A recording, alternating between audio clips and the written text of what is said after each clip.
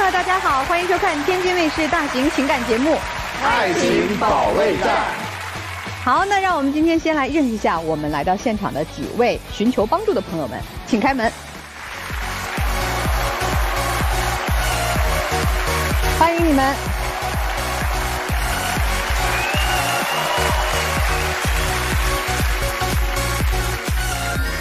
首先要疗愈的是本期第一对情感嘉宾小轩，40岁，来自河北；无人机飞手小邱，38岁，来自河北。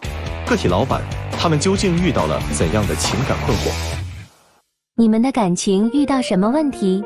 我们俩离过婚，复婚以后我的改变挺大的，但是他还是一个甩手掌柜。我觉得我们俩这婚付的太不值了。他就是个伏地魔，为了他兄弟，把我们全家弄得鸡犬不宁。你们的婚姻谁付出更多？家里人都觉得全是我在付出，婆婆跟我都比跟他好，都觉得是积德了才找到我这么个儿媳妇儿。但是我在这个家只能付出，落不着一点好。两口子都有付出，但全家现在都向着他，独立我一个人。哟，这确实复杂了点儿，离过婚又复婚了哈。那咱从哪儿讲起？从你们离婚讲起吧。哪年的事儿啊？我们是10年的时候离的婚。10年就15年前。对，那时候我母亲得的癌症，然后当时因为那个治疗费用比较高，需要20-30万，然后我主张治，然后他的想法就是不想治。是这么回事儿。他们家呢有姐弟仨嘛，他呢把所有的费用啥的，包括看守啥的都揽过来了，与那姐俩没关系，所以你不同意，就闹矛盾了。对。当时我弟弟确实年龄还小，还不到20。本身我们家是单亲家庭，我父亲过世的早，然后我母亲一个人把我们带大。就是我觉得家里子女都不治，那就是等着死呗。然后那时候因为什么呢？因为我也是在医院总陪床嘛，我们两个矛盾越来越多。然后导致后来我们就是离婚收场。然后我为了争孩子这个抚养权，就是一次掏了18万的抚养费。然后当时就是孩子周一到周五跟他，周六到周日跟我，然后我就拿走了20万，把买卖把家里所有东西我都没要，就是给我妈治病嘛。妈妈救了吗？活了7年。那值得啊！所以其实那个时候，我能理解为大家情绪也都不太好，加上又是这么重大的事情，对，所以也就仓促的选择了离婚。12年又复婚了是吗？对，因为离婚之后吧，我自己也会反思我自己。然后那时候我感觉我自己也是太极端了，做事太偏激了。因为离婚的时候他就不主张离，所以说他一直也就找我，然后我们两个自然而然的也就复婚了。但是在复婚的时候，我肯定我是想我们两个能走得更长远，然后我也改变了很多。然后他跟我承诺的是，就是他不会再当甩手掌柜，因为就是说为什么我们上这儿来呢？就是因为他经常就是当甩手掌柜，对家里的事儿不闻不问，包括老人孩子，包括家里的就是任何的事儿，他能甩就甩，能不管就不管。都是我这人呢有毛病，有点啥事啥的，我只好也干这一件事，别的啥事再过来，我都有点顾了不过来。就是你单线条是吧？对。哎呀，说说近些年让你最头疼的事儿。最近2年我婆婆身体不好，然后2年做了3次手术，这3次手术就是说一直都是我在病床前，我在医院跑前跑后的。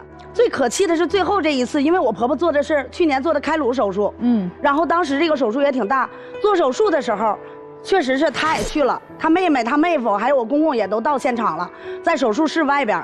然后5-6个小时的手术做完之后，因为医院这么大的手术做完之后要在 ICU 病房里边需要观察一下，第2天下午情况好才会再转出来。这种情况吧，就是说肯定是不让家属跟着进去的。然后他就张罗的最欢，他就要回家，然后我就不放心，我就说你跟我留在这儿，万一有什么事儿要是找的话，咱们有家属在，对吧？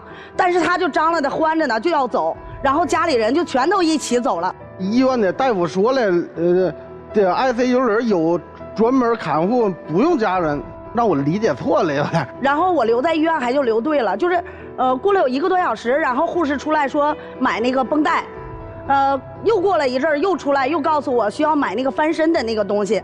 后来半夜又告诉我能不能找地方买点流食，然后试试能不能吃进去。然后早起的时候到8点，主治医生过来以后说你们家属全过来一下，我交代一下昨天做手术的情况，因为本身脑瘤开颅这个手术也不小，对吧？我给打电话让他们过来，当时大夫都特别吃惊，然后就说这个真的是就是说孝顺还得看儿媳妇儿，就是大夫都觉得不可思议。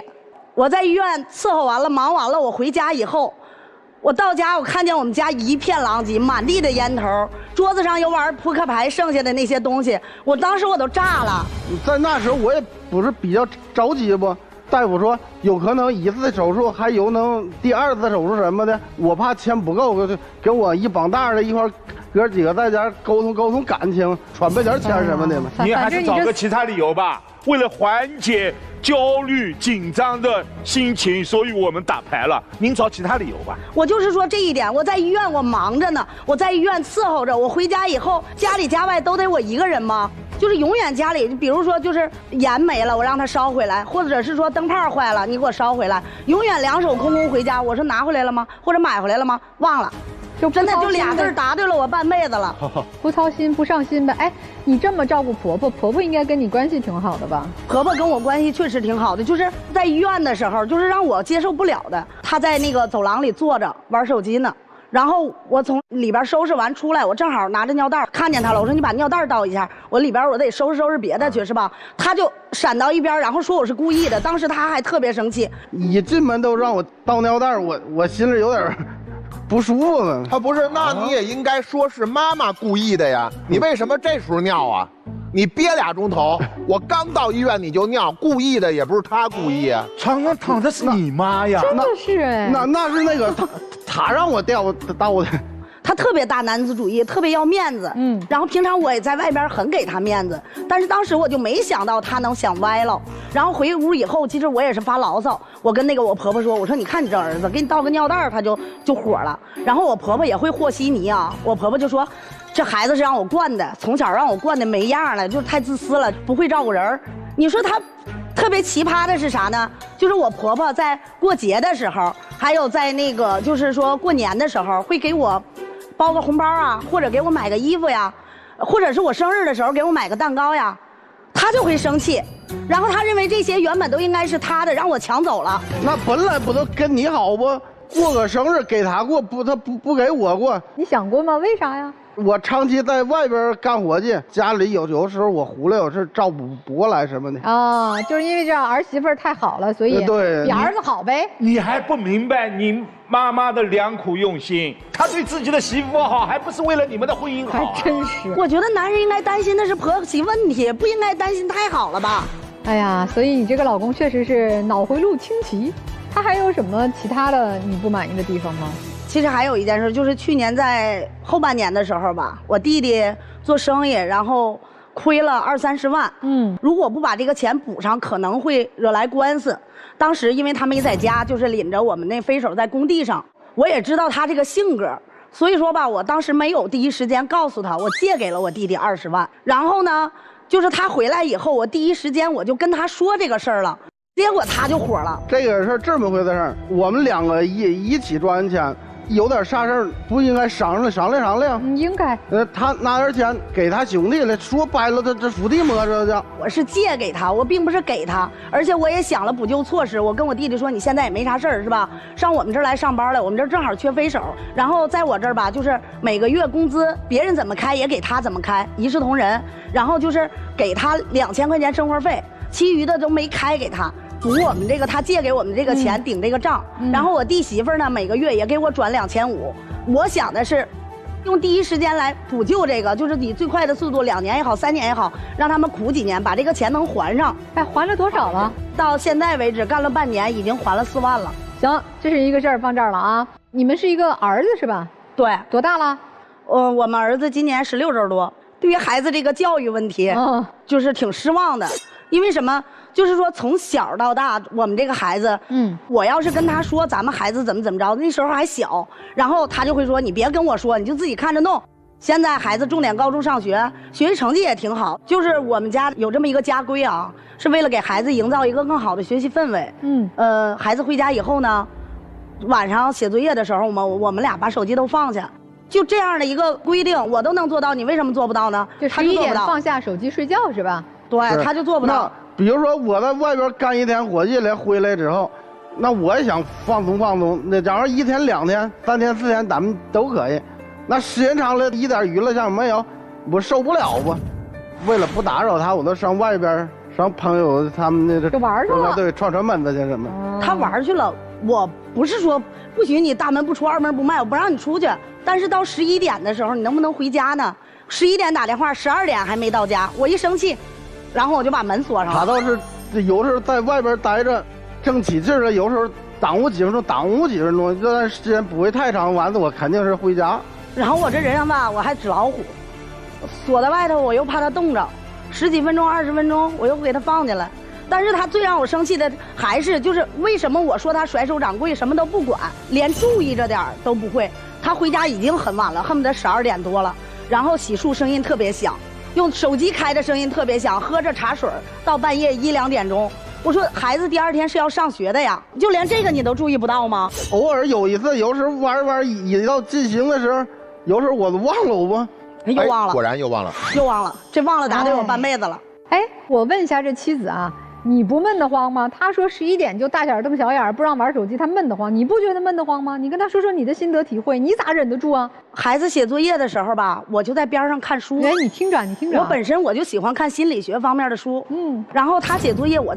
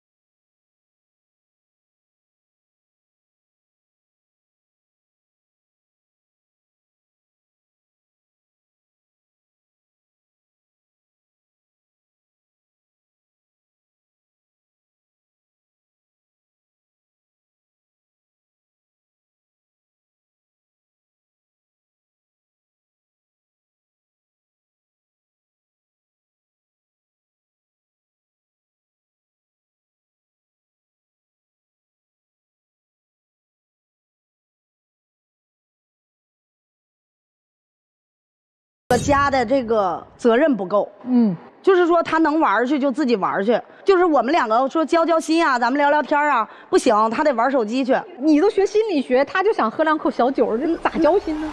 你好好培养儿子得了，别老公呀，急呀！你老公已经这个岁数了，你培养儿子吧。来，我觉得他是根本就不想尝试，他大饼给我画那儿了，他根本就没尝试。你的意思是还是希望老公能够更料理多一些家务，长一些事儿，帮你分忧，是吧？对啊，行，听懂了。这对情侣看完之后，你什么建议？什么感受？我觉得这个大哥特别没有家庭责任感。人家赚钱呢，人家干活认真啊。但是作为一个女性来说，我们所需要的不单单是这一方面。所以你觉得大哥不太行。对啊，得改是吧？得改啊。这个先生呢？我虽然也是男士啊，但这次我可能要力挺大姐，因为我觉得一个女人能把婆媳关系处得这么好是非常不容易的。可能多少男性朋友都会羡慕这位大哥，但是我觉得他生在福中不知福了。做一个男人，如果做甩手掌柜，他的背后一定是妻子对婚姻的失望。现在妻子虽然说对这段婚姻，尤其是复合以后的婚姻，他是失望的。做一个男人，我们甩手掌柜甩掉的是什么？甩掉的是对这个家庭的责任和担当，也甩掉的是妻子对你的信任和尊重。但是刚才有2件事情分明他不想甩手，他是被迫甩手。一个票子，他当然对财务状况是有知情权的呀，他也想了解呀，你不告诉他。他不想了解，我跟他聊的时候他都会反感。他告诉你多少钱，你反感吗？有时我就想知道总钱数多少钱，对，家一共有多少钱？你告诉他的可能是换了一种方式在告诉他，他想知道的我们整个公司整个进账出账是多少。另外还有孩子，恕我直言，这个儿子在家里是不可能尊重自己的父亲的，心里是看不起这个父亲的，因为知道这个家最权威的是妈妈，你确实能干，但是有时候我们有没有在自己的丈夫面前适当的示弱的？你做家长可以，但是至少要平等吧。我们这个平衡点有没有找到？没有。如果哪天他真的彻底反抗了，您说复合以后的婚姻是不是也会鸡飞蛋打呢？所以很简单，做丈夫的好好反思自己，有些需要自己不但反思，是需要去修正的。但是做妻子也回望一下复合以后，在这一段婚姻当中，您的全能的释放和一个男人在家庭的地位，没有他怎么衬托你的优秀呢？没有他怎么显示你的坚定呢？他是什么？他是你的背景板啊！他在家庭里面的职责是什么？他是你的情感的安全线嘛？为什么2年复的婚？是因为你缺不了他，你离不了他，他是你的情感的定风珠，你知道吗？在你心里面有他在，你的心就定，你就能冲，你就能拼，你做什么事都可以对。换一个别的，天天跟你对骂，天天告诉你我要干什么，天天查你的账，你受得了吗？你受不了。所以一定要看到一件事情的一体两面，他是经常有很多小毛病，但他也包容了。第二方面，一个家永远在高效运转，很没劲，永远在赚钱，那你就光赚钱了也很没劲，你不能老是对的，这个人不能老紧绷着。他有时候说我要放松一下，我觉得反而是你应该听他的，就是这个孩子也好，你也好，我们其实应该留1/3左右的时间是松弛的。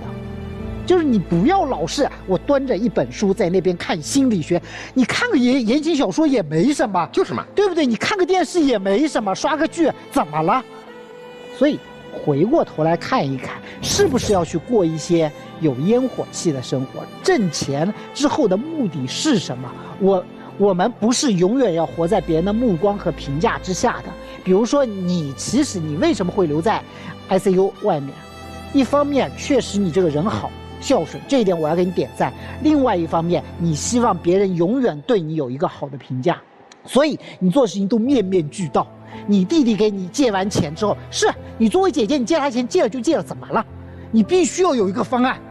哇，我听到那个的时候，我是觉得天哪，你绷得太紧了，你知道吗？你回过头来，就你老公那么怕你，你回过头来，你还得想着我连我这个老公我都不能让他挑我一个错。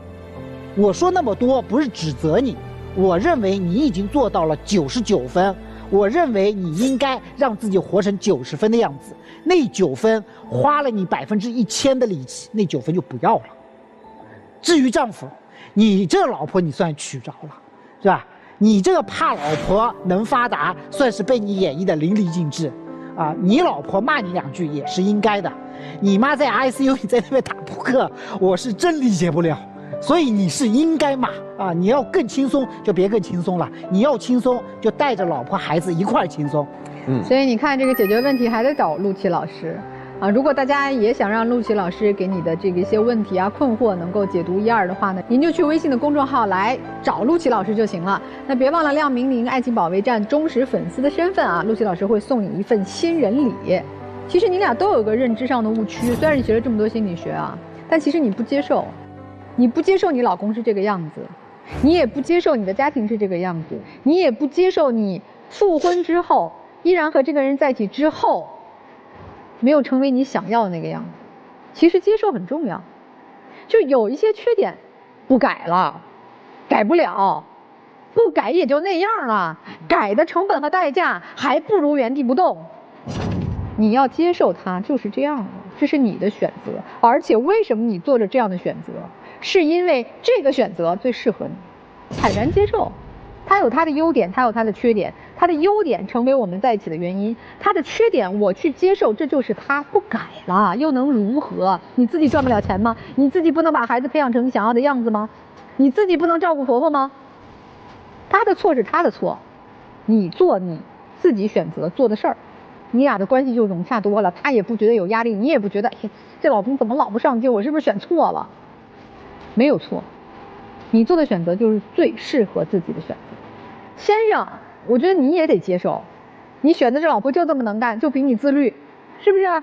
你在勤劳上不如，在孝顺上不如，啊，在脑瓜灵活上不如，不如就不如呗。你要相信这个女人跟你一心一意过日子，你们小家庭蒸蒸日上，就别事儿，是不是？老婆说啥就听着点儿，实在不想听，想开小差的时候，嘴上甜点，糊弄糊弄。听着老婆的指示过就得了。你如果不接受，先生，那你就长事儿啊！你在长事儿，控制局面和听老婆之间，你做的选择是听老婆话呀。所以，当到了这个你们第2次婚姻都已经过了10几年的时候，我觉得这些应该慢慢磨合成一个你们都能舒服的，或者说都能接受的模式。当然了哈，你还是应该稍微再自律一点，至少把身体的健康，咱听老婆的话管一管。好不好？希望你们都健康、快乐，舒服。丈夫嘴必须得甜点，轩哥，是孩子亲妈吧？他是孩子亲妈？哎，是咱们家亲老婆吧？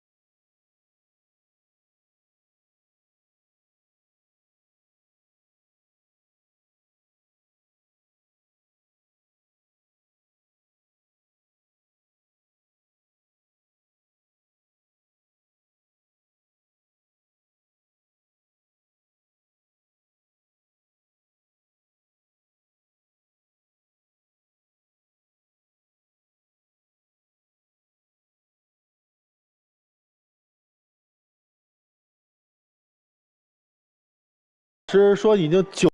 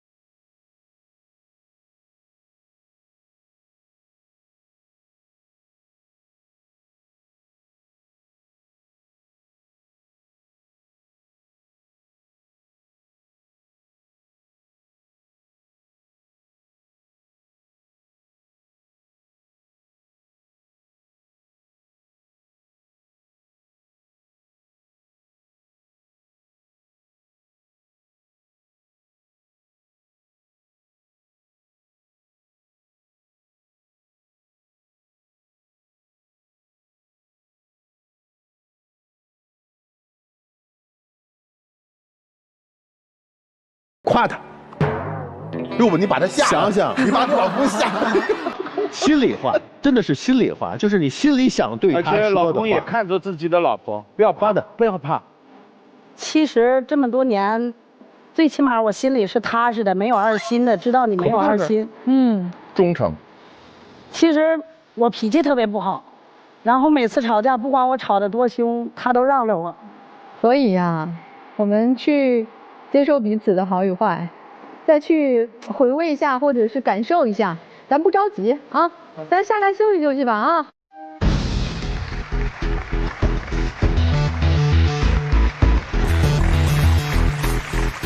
本期第2对情感嘉宾李先生，38岁，来自北京，留学规划师；李女士，44岁，来自天津，培训机构运营校长。那么，他们又遇到了怎样的情感困惑？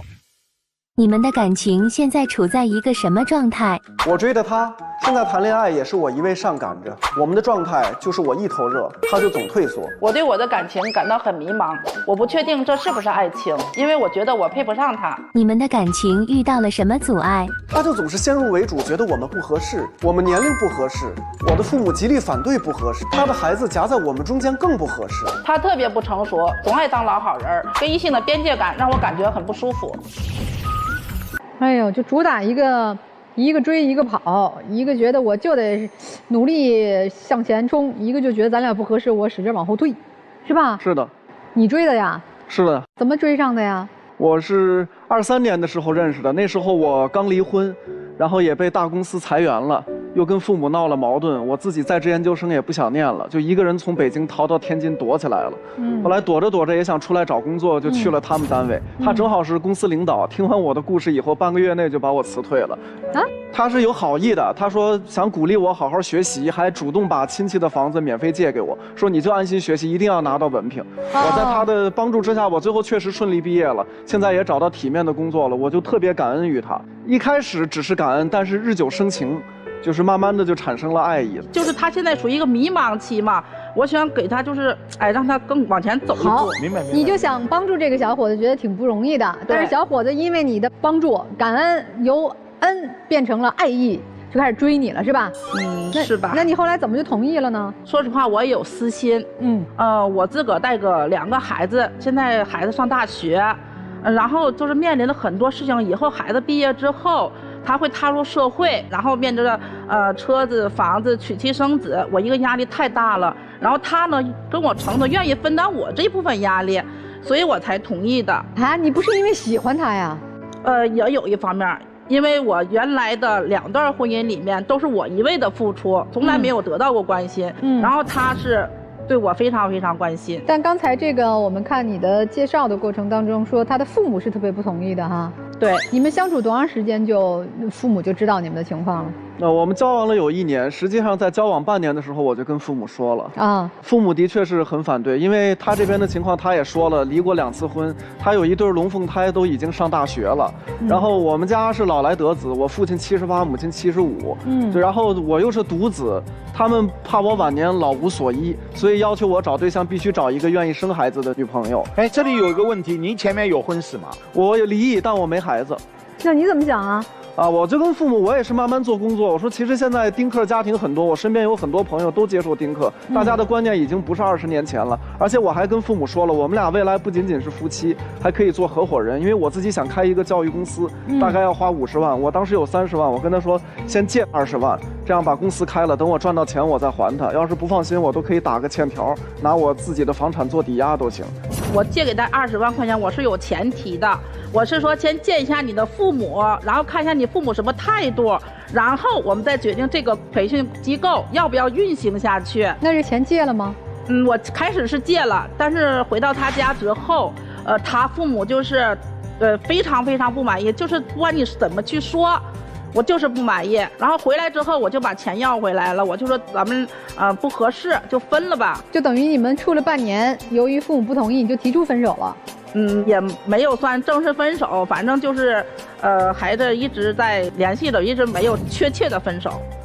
但其实你们这个30、40岁，你都44岁了嘛，这婚姻其实老人其实最终看到孩子幸福，他又能怎样？只要他愿意就可以啊。对呀，父母反对，您会坚持吗？我会坚持。我之前离婚的时候家里就不同意，我也照离了。所以这是其中一桩女士觉得我和你处不下去了哈，就已经打退堂鼓了，钱也要回来了。那后来还有什么问题呢？也是家庭方面的，就是可能是他的家庭这边的，他儿子嘛，他工作特别忙，我也很支持他，他每周就休息1天，但是就这1天都不能好好陪我，每次约会都要把儿子带出来，看个电影儿子坐旁边，吃个饭儿子坐旁边，我就特别别扭，心里不舒服。他是有俩孩子，他一个女儿是在外地上学，然后儿子在这个天津上学。其实也不是这样子的，其实儿子也就是1个月回来1次，我要的是你接受我的孩子，对吧？那我要是从心里面接受，而不是口头上的接受。那这个孩子这一次回来之后呢，我也是想他们之间有一个交流、一个沟通，其实也是一个接受的一个过程。但是让我无法接受的是什么？他去给我儿子去找对象。我其实也是好心，因为我留学规划师嘛，优秀的女学生很多。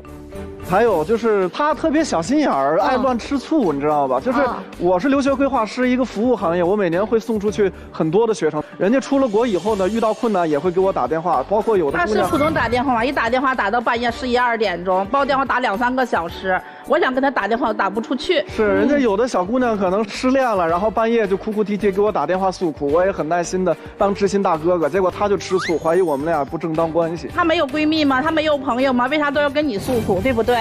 但是你要知道，留学生一个人到他乡是非常可怜的，有些话他不方便跟同学说，也不想让父母担心，他就选择我这样一个角色倾诉是最安全的。那他给你送礼物，你也欣然的接受了呀？哎，其实送礼都是一些日常生活用品，比如英国的这个刮胡刀啊，还有什么领带这种的。那我觉得领带、刮胡刀这些都是比较私密的东西，只有说男女朋友之间可以送，那普通朋友我觉得送这些不太合适。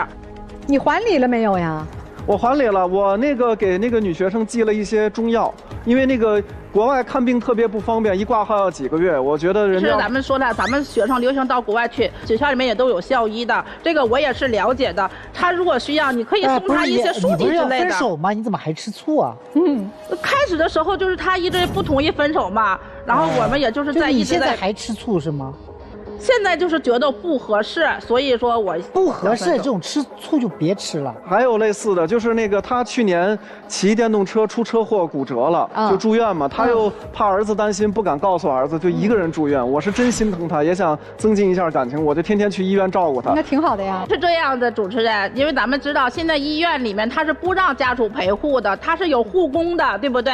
那1日3餐，包括饮水什么之类都有护工来负责。那我也挺心疼他的，每天早上5、6点钟起来忙活工作，因为有时跟国外的一些留学生会有时差嘛，他要进行沟通。然后晚上11、12点呢还要煲电话粥，还有工作之类的，我也挺心疼。我说我这儿你放心，有护工照顾的挺好。让他来呢，我也不是说不敢，我也不是说不领情。但是他来了之后，就跟隔壁小姑娘啊那里聊得热火朝天的，我就觉得我是多余的。其实真的没有那么夸张，我也不是刻意去关心人家。比如我给他打水打饭的时候，顺带着帮人家一把，因为那个小姑娘是个外地人，一个人在天津。但是这些饭是都是那个护工阿姨送到病房里面来的，就他有人管呀。对，不是护工毕竟是那种金钱的雇佣关系，因为我自己就是一个人从北京来天津，我特别理解一个外地人在他乡多么需要别人关心，所以这不是需要人关心，不是需要你关心啊。我反正就是比较乐于助人吧。他后来趁我不在，还把我推销给那个姑娘，想让我们俩处对象，他当红娘，弄得人家就是见了我不敢说话。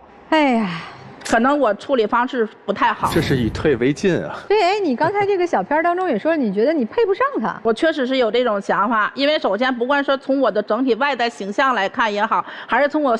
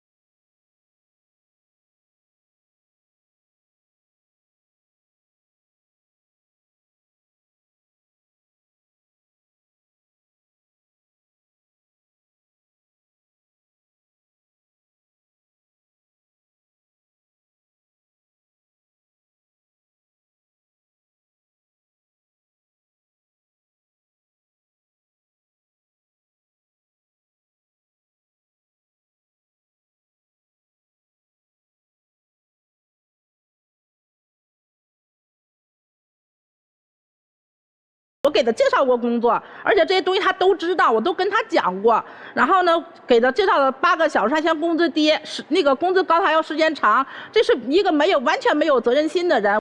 他去那里给他介绍工作怎么样子的，本来的时候是1周吧，也都来我校区2、3次，然后后来搞成什么样子，每次都来，天天来，然后鞋子一脱，沙发上一倒，然后2郎腿一翘，抽着烟，弄得我是员工我也没办法管理，家长我也不好弄，然后呢跟这个领导我也不好沟通，我也不好交代，对吧？然后我没辙，然后我就辞职了，就跑到郊区里面去继续工作。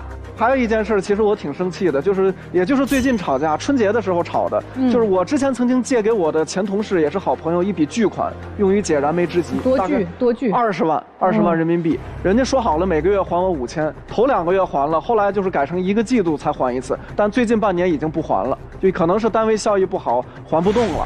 我跟他说了以后，他就要拉着他那个律师姐姐去起诉人家。我并没有说直接拉着我的律师姐姐去起诉人家，我的观点是什么？我说你去跟你这个朋友去沟通一下，看他就有没有什么还钱计划，或者遇到什么问题了。我需要的是他这个朋友对他一个态度。如果说他朋友是坚决不还钱这个态度，我说我可以介绍我的姐姐给你认识，通过法律途径把这个钱要回来，因为现在他也挺不容易的，对吧？我最生气的是什么？就是他对这个金钱的一个态度。假如说我们2个以后生活在一起了，那如果说还是这种态度的情况下，对这个钱财的一个态度的情况下，我没有安全感。什么态度？就他的意思是我就用这10几万块钱，然后呢，我认清一个朋友，我也值了，意思是我不要了就不要了。人家从来就没说过不还钱，人家、我让你去跟他沟通一下，我并没有直接就说去起诉他怎么样，他连沟通都不愿意去沟通。他这一点提供帮助是好心啊，我知道，有什么可以指责的呢？不是，他说是建议，你认为是要求，建议和要求是2个概念。我建议是可以拒绝的，我要求是不容你拒绝的。另外，到底是建议还是要求？其实有要求的成分了，有要求的成分，因为他觉得这个钱将来也是我们俩一起过日子要用的。你至少现在的钱是还回来也是您的呀。我知道，他哪怕是要求也是为您好呀。因为我们这圈子也挺小的，为了这点事儿跟熟人撕破脸，真的不值当。人家也是个善良的人，从来没说过不还。我跟你说的是，我说你可以去跟你朋友去沟通一下，看你朋友是一个怎么样的一个态度，有什么困难都可以一句话的事儿。我没钱可以，但是我有一句话，有个态度在那里。那时候你决定跟他结婚吗？其实我一直在犹豫着，我只是说建议。当时，然后那时候你决定跟他结婚吗？如果你不跟他结婚，他的钱关你什么事儿啊？我的意思是说啊，以后假如说我们生活在一起了，那他这个对这金钱这种无所谓的态度的情况下，假如你们2个结婚了，别人欠他钱不还，你作为他的合法妻子，你不用经他同意，直接上门要，夫妻财产共有，给我还回来。哎，说实话啊，就是这个比你小6岁的男孩，你们也好了1年了，是吧？对。你觉得这1年当中，他给你提供过切实的你需要的一个男朋友或者一个老公，你需要的东西，他提供给过你吗？然后他也会送一些小礼物什么的呀，然后就是我们每天晚上也会打电话，然后微信呐、视频之类也都会有，更多时候也挺关心我的，这该怎么说怎么说。所以情绪价值是有的。对。那我就不明白你为什么非要和他分手。因为我觉得这个是他这个就是对女生这块儿没有边界感，这个我还是次要的，更主要的是父母跟子女这一块儿。所以综合起来就是2个原因，你是想分开的，一是得不到祝福，对；二是他变心的几率是很高的，对。所以综合这2点，你是想分开了，对吧？对。那小伙子呢？就是我总是一头热，然后他不停的退缩，最后造成了我热脸贴冷屁股。所以我也在想这段感情还能不能挽救？如果不行，我都想放手了。行吧，你们这2口子其实也都差不多同龄人。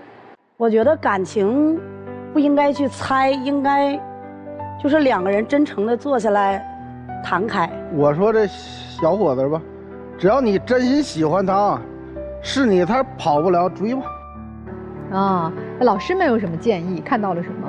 确实，今天我们所看到的男生追女生非常的热，但是他担心的，哪一天冷空气来了，骤然降温了，他卓然打水一场空，一切都没有。你父母的反对，他也知道，起不了多少作用，但是他更看到的是，你会去做父母的工作，但你没有断然的认为父母说的不对，他没说吧？没有。他也知道你和父母的关系，你很孝顺父母吧？是。其实平时父母的话还是听的吧，他都看在眼里。如果你不是这样的，他不会把那件事情放得这么大。所以我认为，你们今天2个人都学会放手吧。这段感情真的顾虑太多了，甚至我认为风险也很大。是，我倒觉得没什么风险。你都离过2次婚了，孩子也有了，又有钱，有啥风险啊？但是我第2次婚姻就是因为孩子离婚。有什么风险啊？这该尝试的都尝试过了，该受的伤都受过了。现在有个人爱你，你就让他爱着就好了，有啥风险啊？如果真心相爱，为什么不能谈10年恋爱呢？我跟你讲，这个世界上的选择是有很多的，不让你选择的是你的内耗，不是没有选择。一个人的内耗多了，那一条道就变成2头堵了。我先生，我就问你，你喜欢他对吧？如果你喜欢他，他又不想结婚，反正你们也不生孩子，谈10年恋爱行不行？可以考虑。这不完了吗？你心里面有什么可内耗的？你的内耗来自于你既想要又害怕。爱结婚的人是你嘛？我一直认为，离过1次婚的人，越是到这个时候，你们越需要用时间来确认你们2个人是不是真的适合在一起。所以现在你们的决策就很简单，不用着急结婚，先谈3到4年的恋爱再说。3到4年之后，如果还发现2个人互相离不开，觉得2个人越磨合越好，越融合越好，可以结婚。现在你们俩要创业，可以创业。创业，我跟你讲，越是创业，越能看出你们2个人合不合适。但是把股份分清楚，到最后事业做起来，人不合适，行，我们就成了创业伙伴。到最后事业做成了，人也合适，行，我们就结婚了。所以你们2个人现在在一起，最重要的恰好不是结婚，而是能够让自己减轻自己内心的内耗，不要让一段感情变成自己的负担，快乐的去爱。谁说上了年纪的人，人到中年的人就不能快乐的去爱？要爱到让自己快乐。所以解决问题还得找陆琪老师。如果电视机前的观众朋友呢，也想找陆琪老师来指点1、2的话，有个特别简单的方法就可以找到他，您就去这个微信的公众号直接找他就行。别忘了亮明您爱情保卫战忠实粉丝的身份，那么陆琪老师会送上一份新人礼。女士，我不太理解你哈，就我们现在都在说，把今天要过好，你是个典型活在过去的痛苦中，以及未来的焦虑里。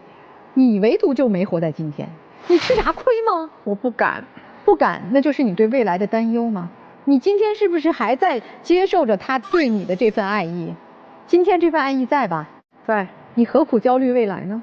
谁知道未来会发生什么呀？其实你担忧的不仅仅是他爱的消失啊，你是想要的很多，你觉得自己什么都不配拥有，你不配拥有一个年轻的男性的爱。你不配拥有一个年轻的男性的支持，你甚至不值得被爱。拿出你自己养育女儿儿子的勇气，你就能收获一份本就该属于你的情感。真的，你要有配得感，你要像做事情一样，觉得我付出努力了，我就应该当校长。我是一个有爱的，我是一个善待别人的，充满爱心的人，我就应该拥有一个和我一样的善良的人爱我。男生，我想说的是哈。我觉得你说他善良哈，我倒觉得你也挺善良的。但是说实话，不是说2个善良的人在一起就能相爱到白头的。善良不是爱的唯一条件，就只要他善良我就爱，或者我就爱上他的善良。爱是一个综合的，或者说婚姻是一个综合的，确实有合不合适一说。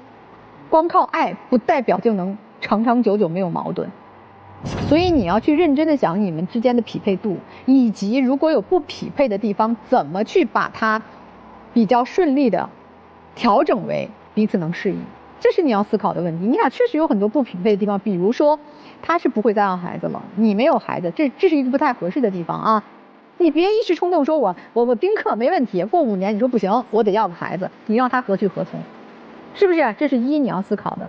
2，确实从你们就是未来人生的发展方向不一样，你还在创业阶段，你还要什么重新开始定位你的人生，开始你的这个工作也好，人生旅途也好，你是刚在路上，他已经打拼半生了。他可能很快就进入，孩子再一上班，他没压力，他就要退休了，他就要这个业余生活更丰富一点，他想去旅游了，他想去看世界了，或者他想去什么，我唱唱歌，或者我运动运动，他可能更多要关注这个了。你俩的节奏能不能一样？如果你能想通了这一系列的问题，都能够你去把它调整好、解决好的话，我觉得你可以继续努力。人家那个大哥不说了吗？你爱他就勇敢冲吧。但如果你认真的、冷静的思考，这么多不合适的地方，我也没有能力去调试它，你就像他说，找一个年轻的，你们共同奋斗、共同成家、养育孩子，也许那是适合你的另一种人生。直到陆琪老师在问这个李女士你有钱如何如何的时候，我才知道原来您挺有钱的呀。我也是最近这段时间吧，才存了一点点。我想到一个细节，您的男朋友在现场跟我们宣称的是，他看中的是您生活那么困难的时候的善良。就是好多细节对一块儿，我老觉得摆在明面上我们看不见的阻碍，一定没摆在明面上。他想跟您借20万啊，不，让您投资20万，我到底是借还是投资那20万？我的就是说，我这20万可以说我们一起投资、一起经营，对吧？但是前提条件你是父母能接受我的情况下，我是愿意投资的。啊，我还有一点特别奇怪，他为什么要跟你借20万？他是一个把20万借给自己朋友爱还不还的主啊。那就得问他，因为对吧？你把20万借给自己一哥们儿，自己一哥们儿开始还，后来不还了，还有10几万没还，爱还不还？也不是爱还不还，是对方已经很难了，我不想逼得那么狠。所以您到底在不在乎这20万？其实我想的是，如果我跟他借了20万，我们这个关系就更近了，就拆不开了。我其实是有这层想法。也就是说，这关系不纯粹，只有借了20万才能更近了。是因为他一直在逃脱，所以我想到更多的办法。所以不借这20万就没那么的近，也不是，就是好多语言细节咱不能推敲，一推敲之后吧，我觉得你们2位还是多谈2年恋爱吧，因为想让一切水落石出是需要时间的。有一些动机好说的不好说的，想看到动机落空以后，咱还能不能延续，是要等到动机落空以后的。那个是这样啊，李女士，我吧爱吃宫保鸡丁，特爱吃。我今天这儿摆着一盘宫保鸡丁，我现在就能吃。我担心明天我吃不着宫保鸡丁了，我好害怕，所以我不吃。问今天这盘宫保鸡丁我吃吗？吃。那么多吃吗？我其实一直我没有看懂你们的感情，或者说我在你们之间的交流当中，好像有爱，又好像没有。究其原因，女士，你特别想结婚，但未必是和他呀。你特别想有一段很好美满的姻缘，而是最后一次，因此你的角色是混乱。你至少身上有4个角色。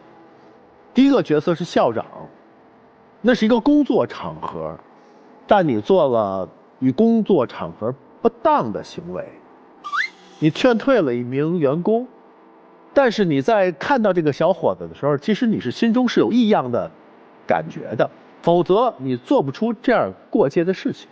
你还有一个角色是母亲，但其实你的孩子已经成人了，对吧？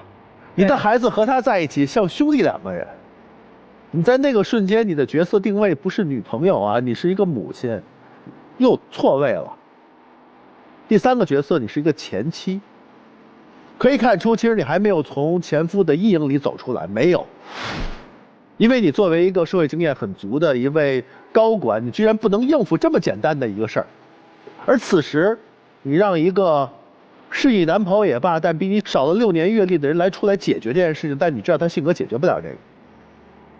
你还有一个角色是女朋友，但你却在做反向操作，你居然在住院的一个场合，你去向别的异性推荐你的男朋友，都反了。所以我请你现在停止想结婚的念头，甚至于停止想恋爱的念头。这就是我说为什么我有点混乱了，因为几位老师好像都觉得你没问题可以谈下去，但是我觉得你不能谈，因为你谈的全都是混乱的角色，你为什么不能在一个角色里面去充分去扮演这个角色，先扮演好？男生其实是让我最迷惑的一个点。你所有的谈吐，包括你的语言体系，我感受不到烟火味儿，或者我感受不了人情味儿、真诚。你说的都很大，就是你的表现，不光让我感受不到那种情味儿，你让他也感受不到。没有感情的关系，我为什么要继续？我们止步吧，止损吧。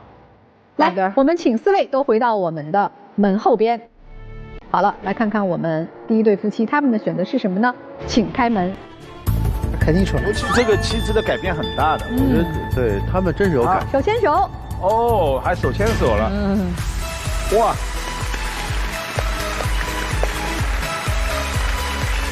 我特别感谢几位导师，把我开导的特别明白。经过我们上这个台上来这么一次，经过老师们这样一点评，然后一说，我能感觉到我自己的那个缺点，然后就是怎么说呢？总结那一句话吧，就是适当的示弱，女人是对应该这样。行，那现在示个弱呗，对，手抱抱呀什么的，点都是好的呀。